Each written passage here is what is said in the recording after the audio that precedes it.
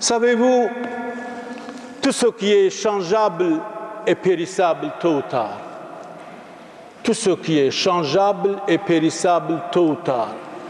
Vous avez une fleur dans votre jardin, changez-la tout le temps, déplacez-la.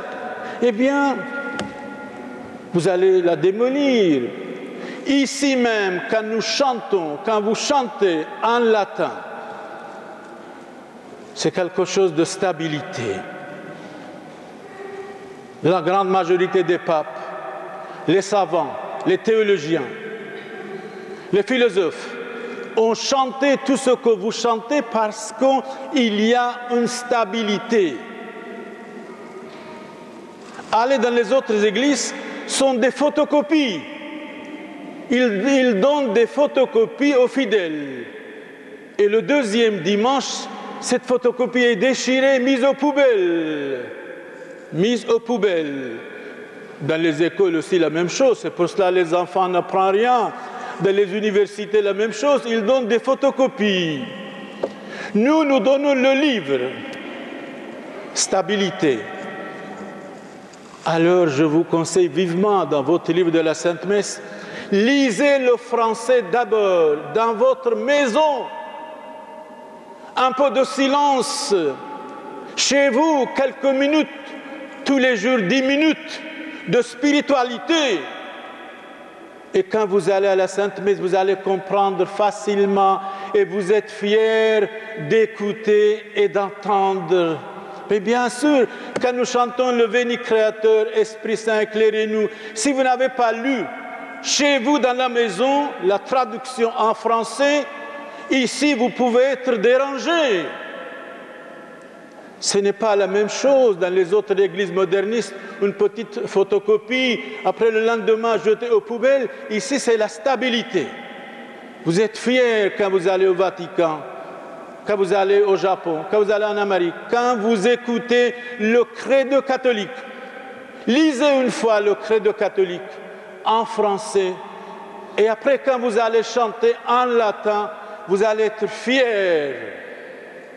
Lisez une fois le Gloria en français, vous allez être fiers quand vous chantez en latin, inébranlable, inchangeable, éternel. Eh bien, je suis sûr qu'à notre pape Benoît XVI célèbre la messe au Vatican, quand vous écoutez le credo, le Gloria, l'Agnus Dei, etc., vous êtes fiers.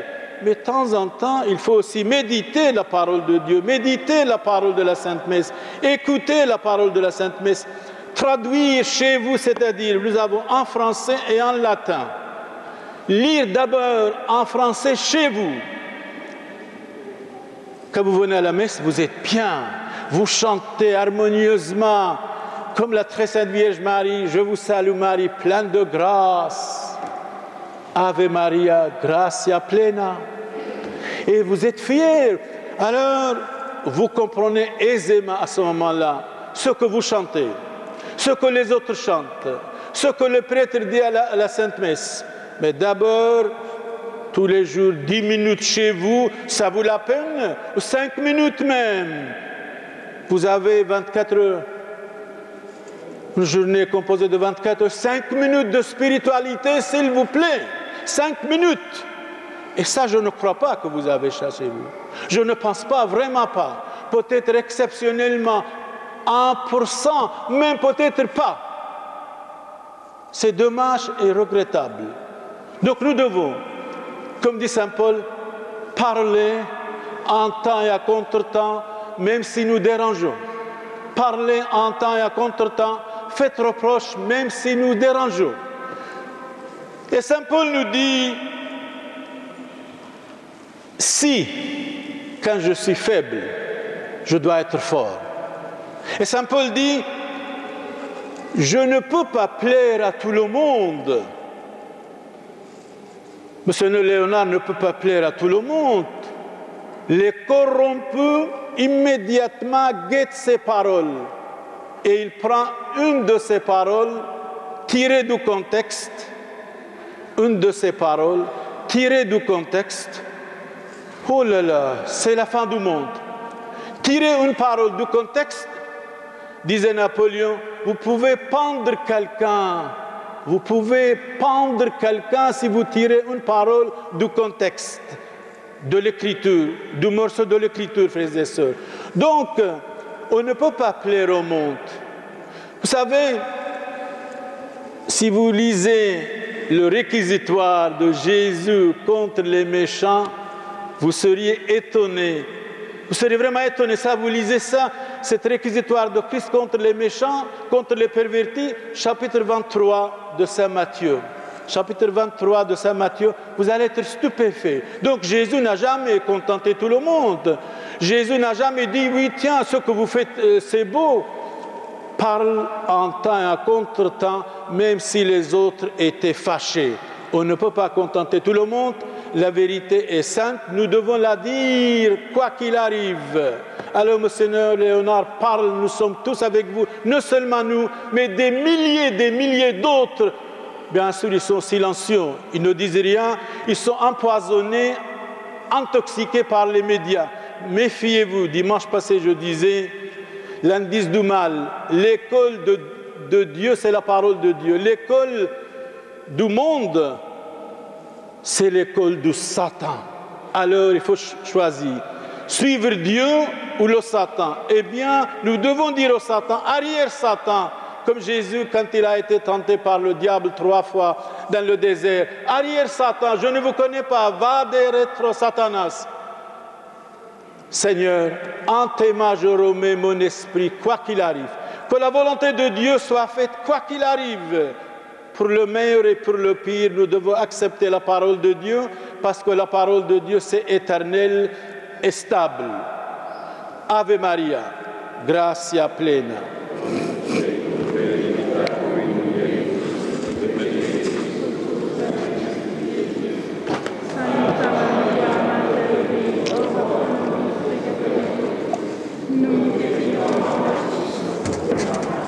Sainte Vierge Marie, protégez-nous.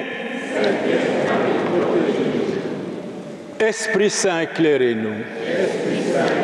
Au nom du Père et du Fils et du Saint-Esprit. Amen. Les frères et sœurs, vous venez d'entendre l'évangile de notre Seigneur Jésus-Christ. Zachée. Zachée, c'était le chef des publicains qui ramassait l'impôt. Zachée voulait voir vraiment Jésus-Christ. Voulait vraiment se convertir. Mais il était très riche. Il était un homme aussi rusé, tricheur. Et il va changer sa vie. Ça ne va pas. Il faut mettre terme à nos bêtises, comme Zachée. Eh bien, beaucoup d'entre nous, nous continuons nos bêtises. Notre orgueil, notre vanité, notre jalousie, notre curiosité. Nous devons changer la vie comme Zachée. Zachée, c'est un nom hébreu-araméen, ce qui veut dire le pur. Zachio, ce qui veut dire le pur. Il veut vraiment se purifier, se sanctifier et aller vers le Christ. Mais il avait une foule immense. Il était de taille, de petite taille.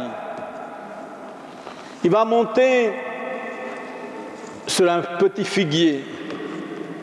Sycomore, disait l'Évangile, pour voir Jésus. Pour voir Jésus. Et Jésus lève les yeux vers le ciel, il voit Zachée. Zachée, vite, descendez. Il était fier, Zachée. Il était content, il était heureux d'être interpellé par le Christ. Interpellé par le Christ. Zachée, avant de connaître Jésus-Christ, bien sûr, il était marié avec une femme s'appelait Bérénice. Et cette femme était l'amie intime de la très sainte Vierge Marie. Bérénice, la femme de Zachée, était l'amie intime de la très sainte Vierge Marie. Alors, il s'est converti, il va suivre Jésus-Christ. Et Jésus lui dit, aujourd'hui, je vais loger chez vous. Ce n'était pas vraiment l'habitude de Jésus de loger chez les gens. Une fois, il a été logé chez Zachée. Et deuxième fois, il a été logé chez son ami Lazare. Et ce qui est curieux, c'est lui-même qui dit « Aujourd'hui, je vais être avec vous dans votre maison. »